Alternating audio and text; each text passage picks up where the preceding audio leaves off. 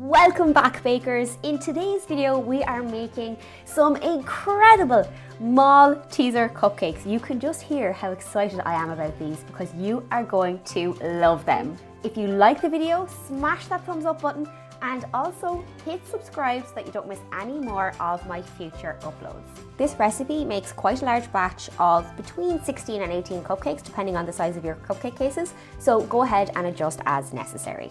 So you will need 240 grams of all-purpose flour, and in there I have a quarter teaspoon of baking soda, 1 teaspoon of baking powder, and a quarter teaspoon of salt, 200 grams of caster sugar, a packet of Horlicks hot chocolate mix. This is where the malty flavour will come from. 170 grams of unsalted butter. We're going to use 1 whole egg and 2 egg whites, 1 teaspoon of vanilla extract. And for our wet ingredients, we have 120 grams of sour cream and 120 mils of whole milk. And for the star of the show, I have about 120 grams of Maltesers. As always, our first port of call is to sieve through all of our dry ingredients into a clean mixing bowl. This makes sure we have no lumps and bumps throughout our mixture and nobody is getting a mouthful of crystallized sugar. Give everything a really good mix together, and then we're on to our wet ingredients. Whisk together your sour cream, your whole milk, your vanilla extract before going ahead and separating your eggs. So as I mentioned, we're using 1 whole egg for this recipe. You do want the fat content from the yolk, and 2 egg whites. I find the easiest way to do this is to separate the yolk from the white using my fingers and just allowing the white to fall through my fingers and into a bowl. You don't have to be as precise with this as you would be if you were making something like a meringue, which is why I can get away with that broken yolk here. Whisk up your eggs, add to your other wet ingredients and mix to combine. For this particular recipe, I'm using the reverse creaming method, which you would typically use to make cake. It gives a really light, cakey feel to the cupcake, which I absolutely love. And it involves firstly fluffing up your butter using a hand mixer. We then want to combine the butter with our dry ingredients. Essentially what this method does is coat all of your flour particles in butter, minimizing the activation of the protein gluten, which could lead to a tough and rather dense cupcake. It could take a couple of minutes for the mixture to fully incorporate. You will see that crumbly sand-like mixture start to develop. And once there are no large clumps left in the mixture, you can go ahead and start to slowly incorporate your wet ingredients. Next, we're going to bash up about 3/4 of our Maltesers because we want to fold these through the mixture. So depending on the size of the Malteser chunk that you like in your cupcake, you can either bash to a fine powder, a medium powder, or leave it really chunky. Fold the Maltesers through, and then it is time to fill our cupcake liners. If you want to be really precise about it and get the most even cupcakes you possibly can, you can weigh out the amount of batter that you're putting in each cupcake case, which for me is usually 3/4 full at about 65 grams. Before baking in the oven, I like to take a knife and just run it around the cupcake case just to make sure that there are no air pockets.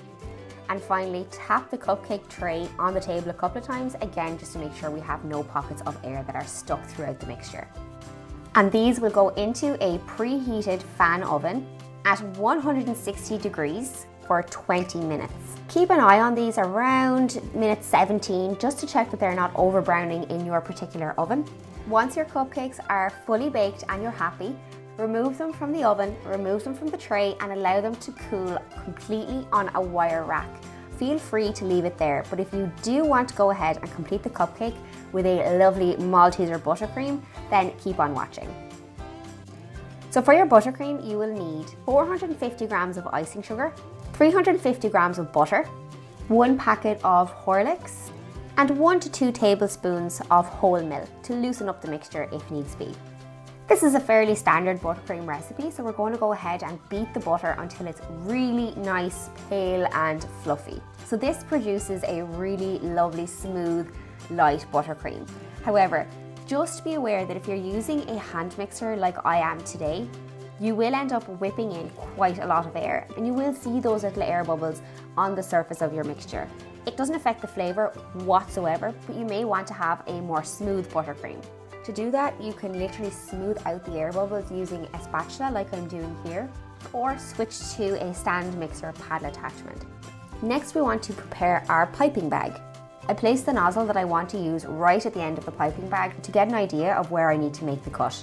I want to decorate my cupcakes in kind of a rose swirl pattern, so I'm going to use this particular star tip here. This one actually isn't branded, but I will link a similar nozzle in the description box below. To fill our piping bag, I'm going to grab a glass, fold the piping bag over the glass. This really is an age-old baker's tip for filling piping bags, and pack the buttercream down into the bag. Push out any air and twist the piping bag around, applying some pressure until your buttercream starts to come out the end of your piping nozzle. And if you wanted to do some practice swirls, go ahead and do that into your mixing bowl. So to make that lovely rose swirl shape, I'm going to start in the center of the cupcake and work my way around in a really steady, consistent motion, going at the same speed all around the cupcake, pulling the bag away quickly at the end. And voila, you have a gorgeous rose cupcake. I think these look so stunning and so delicious, and I'm going to finish them off with just some little Maltesers on the top so that we know that they are a Malteser cupcake. If I cut through one of the cupcakes here and show you the interior crumb, you can see exactly what I meant by how cakey and light this cupcake is, with, in my opinion, just the right balance of buttercream to cupcake so that it's not overpowering. You get that really lovely malty flavour of the Maltesers and the Horlicks coming through. I really hope you enjoyed this video. I hope you found it straightforward and easy. And if you do try these cupcakes, please do tag me in all of your recreations. I would absolutely love to see them. If you like the recipe and you like this video, don't forget to give it a big thumbs up, and also don't forget to hit subscribe. And I'm really looking forward to seeing you back in my next video. Bye!